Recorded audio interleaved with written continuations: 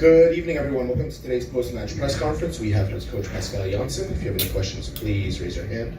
We're going to start with Anthony, followed by... Coach, first off, congratulations on the win. Just wanted to talk to you about the team's perseverance. Go up early, 2 equalizers. They're able to come back even after a slow start in the second half. What do you have to say about your team's ability to come back in this game? Well, for me, it's a confirmation. We've seen this before this year.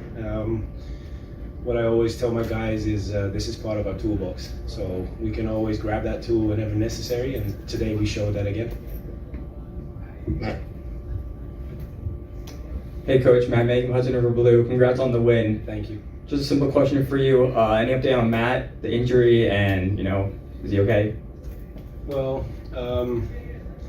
he had to come off, obviously. Took a knock in the head just before halftime and tried it in the second half. At the moment he's being checked by the doctors and the medical guys, and we'll just have to wait and see what the results would be. But he had to come off. That's a fact. Jonathan? Hey Pascal, Jonathan Mack in New York. I kind of just wanted to ask how much Nico's early goal changed your early game plan, because when he scored that first goal, you guys were happy to sit back, let the Red Bulls come to you guys, and then kind of counter from there. How much did that first goal change, and were those takeaways from the Miami game on Wednesday? First part of your question. Again, it's part of our toolbox, I would say. We're always aiming to get the first goal, be the first on the score sheet. So this was a fantastic start for us, but we also knew the pressure was with Red Bull. So given the fact that they would come even more when they go in behind, or when they go behind, spaces will open for us. And with Agu and Hannes, strategy-wise also making sure that we have Nico and Maxi as extra options in the middle of the pitch. That gave us the opportunity to switch play or attack the spaces in behind, and that was part of the plan. The first goal obviously helped a lot.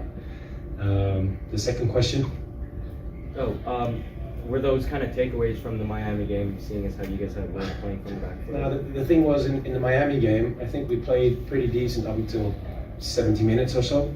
It was pretty even out, but what I mentioned in halftime also is make sure it doesn't bite you in the beep at the end of the game, because we missed 2 big opportunities against Miami to go in front.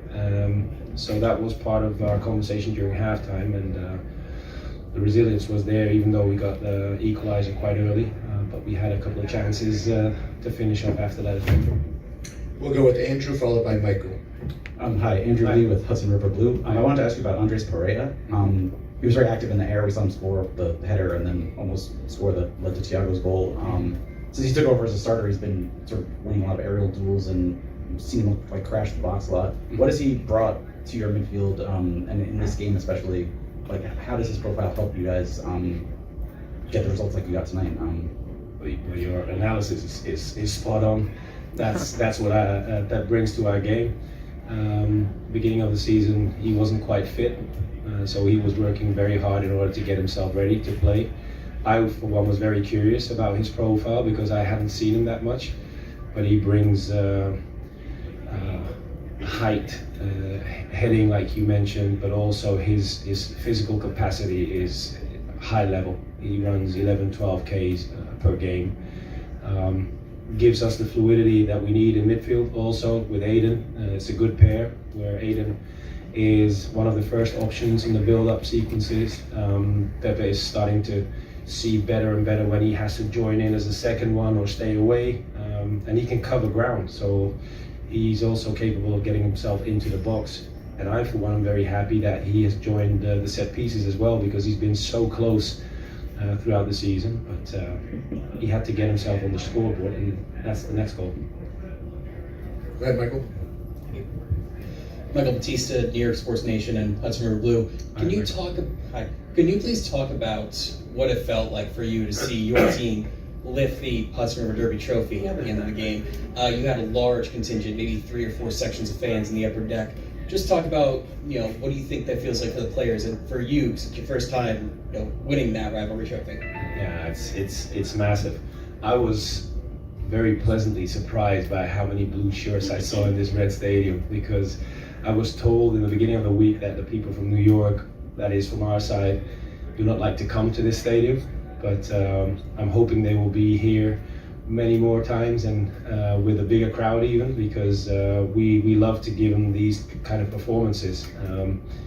When I saw the trophy come into the dressing room, I was a bit surprised because I wasn't aware of it, and so once it was told, and winning the 2 games this season against Red Bull means a lot to our fans, obviously, but also the response in the dressing room was massive, because we have a few guys that are homegrown as well, so they know exactly what it feels like to win this trophy. The final 2 questions will be on Zoom. We'll go first with Charles, followed by Lizzie. Hi, Pascal, can you hear me? Yeah, I can hear you.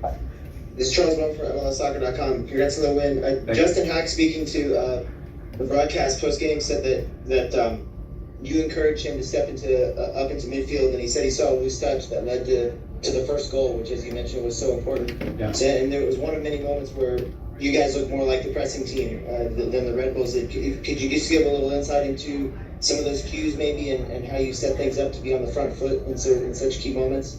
Well, we try to be on the front foot every game, in every situation, because we believe in the fact once we press with the high intensity that we try to bring into the game, mistakes will be made. Errors will be enforced by the intensity. So on and off the ball, the intensity is the key word. This moment with Justin is in particular very interesting, because we chose a setup today with Raul instead of Kevin O'Toole, which gave us the flexibility to bring Justin in midfield again and still have the security behind the ball with Gustavo, Thiago and Tavon Gray. And this moment shows that he reads these moments so well, and gave the assist for the first goal. So it's a massive thing for Justin to help us play in this way. Final question will go with Lizzie. Hi, Coach. Thanks for the time. Hi, Obviously, Lizzie. it's a huge blow for the team to see Matt Freese come out with, in the first half. How important is it for the team to get him back quickly, given the point of the season that we are at now?